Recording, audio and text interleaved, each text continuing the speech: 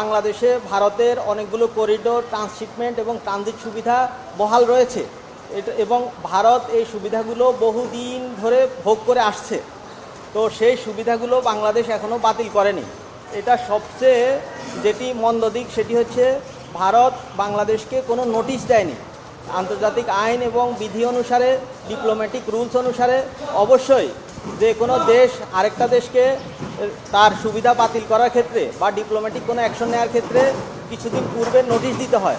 অথচ ভারত সরকার বাংলাদেশকে এ ব্যাপারে কোনো কিছুই জানায়নি, কোনো নোটিশ দেয়নি।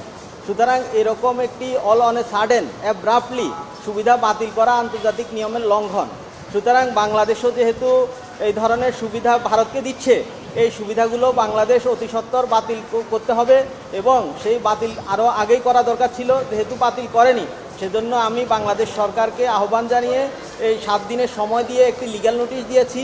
যে নোটিশে বলা হয়েছে ভারত বাংলাদেশে যেসব ট্রান্সশিপমেন্ট, ট্রানজিট এবং করিডোর সুবিধা ভোগ করছে সেই সুবিধাগুলো বাতিল করতে হবে এবং export processing zone EPZ Bharat যে বাংলাদেশে ভোগ করছে বিশেষত ফেনীতে, সেটি বাংলাদেশের সামরিক দিক থেকেও সভরেন্টির জন্য হুমকি স্বরূপ, সেটিও বাতিল করতে হবে এবং সাথে সাথে ভারত বাংলাদেশে স্যাটেলাইট টিভি চ্যানেলগুলো চালানোর মাধ্যমে প্রতি মাসে হাজার হাজার কোটি টাকা ইনকাম করছে, আয় করছে।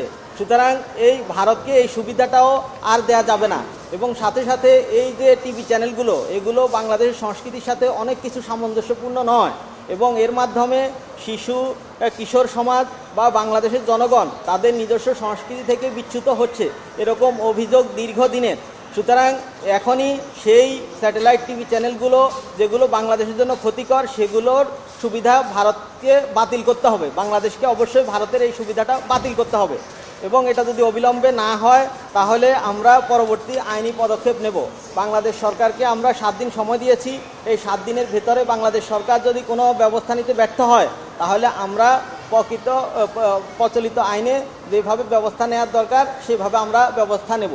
এটি হচ্ছে আমার এই লিগ্যাল নোটিশের মূল বক্তব্য।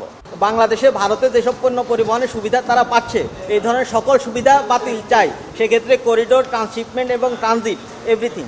সরকার যদি এক্ষেত্রে কোনো নোটিশের জবাব না দেয়, আমরা তো বলেই দিয়েছি, সেটা নোটিশের জবাব না দেওয়ার মাধ্যমে হোক বা তারা কোনো অ্যাকশন না নেওয়ার মাধ্যমে হোক, সেটা কোনো রেসপন্স যদি না নেওয়া হয় তাহলে আমরা আমাদের আইনি পদক্ষেপ নেব in the proper court of law. সেটা রিট পিটিশন হতে পারে বা অন্যান্য আইনি পদক্ষেপ হতে পারে। এখন আমাদের স্বাধীন সার্বভৌম দেশ হিসেবে আমরা যে পদক্ষেপ স্বাধীনভাবে নিতে পারি সেটা আগে নেওয়া উচিত। এরপরে আন্তর্জাতিক আদালত আছে বা অন্যান্য রাষ্ট্রে তাদের দেশে এই সুবিধাটা বাতিল করার জন্য আমি তো তাদের দেশে গিয়ে আমার লোকাল স্ট্যান্ডাই হবে না, ওখানকার মানুষের লোকাল স্ট্যান্ডাই হবে বা অ্যাগ্রিমেন্ট, অনেক অ্যাগ্রিমেন্ট আছে বাংলাদেশের সাথে ভারতের যেগুলো আমরা জানি না। অ্যাগ্রিমেন্টের জিনিসগুলো যতক্ষণ পর্যন্ত প্রকাশিত না হচ্ছে এবং সেক্ষেত্রে বাইল্যাটারাল চুক্তির কী প্রতিকার আছে সেটা তো আমরা জানতে পারছি না। এই বৈরী যদি তারা করে থাকে তাহলে বাই দ্য রিটেলিয়েশন প্রসেস সেই অ্যাডভার্স পজিশনটা অবশ্যই উন্নতির দিকে যাবে, কিন্তু যদি রিটেলিয়েশন প্রসেস কোনোটা না থাকে তাহলে তো এই অ্যাডভার্স পজিশনটা আরও খারাপের দিকে যাবে। এবং ভারত এই যে পদক্ষেপ নিয়েছে, আমরা যদি কোনো পদক্ষেপ না নেই এখনই, তাহলে ভবিষ্যতে আরও বড় ধরনের পদক্ষেপ নিবে। সেক্ষেত্রে আমাদের আরও কিছু করা থাকবে না এবং আমাদের অনেক বেশি ক্ষতি হয়ে যাবে। কনস্টিটিউশনে বলা আছে যে কারোর সাথে শত্রুতা নয়, সবার সাথে বন্ধুত্ব এবং আন্তর্জাতিক নীতিমালাগুলো বাংলাদেশ অন্যান্য দেশের মতো মেনে চলবে। তো কোনো দেশ যদি সেক্ষেত্রে কোনো আইনের ভায়োলেশন করে, আন্তর্জাতিক রীতিনীতির ভায়োলেশন করে, তাহলে একজন অ্যাগ্রিড পার্সন হিসেবে অবশ্যই যে কেউ প্রতিকার পাইতে পারে। আমি as the interest of the state has been destroyed, as the aggrieved person I have filed this legal petition. আমি এই লিগ্যাল পিটিশনটা, এই লিগ্যাল নোটিশটা দিয়েছি বাংলাদেশের মানুষ, অন্যান্য মানুষ যেভাবে ক্ষতিগ্রস্ত হয়েছে তার মতোই প্রতিকার পাওয়ার জন্য।